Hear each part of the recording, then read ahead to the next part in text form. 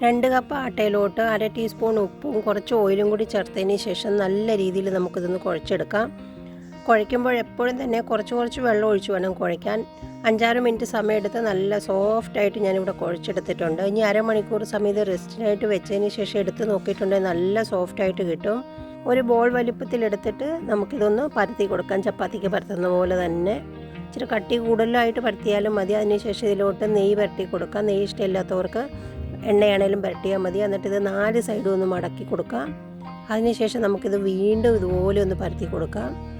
North ഇന്ത്യയിലൊക്കെ ഇതുപോലെയാണ് പൊറോട്ട ഉണ്ടാക്കുന്നത്. അപ്പോൾ അതിനുശേഷം ആട്ടയൊക്കെ ഒന്ന് കുടഞ്ഞു കളഞ്ഞതിന് ശേഷം നമുക്ക് നല്ല ചൂടായിരിക്കുന്ന തവയിലോട്ട് ഇട്ടതിന് ശേഷം ഇങ്ങനെ തിരിച്ചും മറിച്ചും ഇട്ടൊന്ന് മൊരിച്ചെടുക്കാം. ഒരു സൈഡ് മൊരിയുമ്പോൾ എണ്ണ അല്ലെങ്കിൽ നെയ്യ് അതുപോലെ പുരട്ടിയിട്ട് 2 സൈഡ് മൊരിച്ചെടുത്തിട്ടുണ്ട്. സൂപ്പർ ടേസ്റ്റിലുള്ളത് ലെയറായിട്ട് നമുക്ക് കിട്ടിയിട്ടുണ്ട്.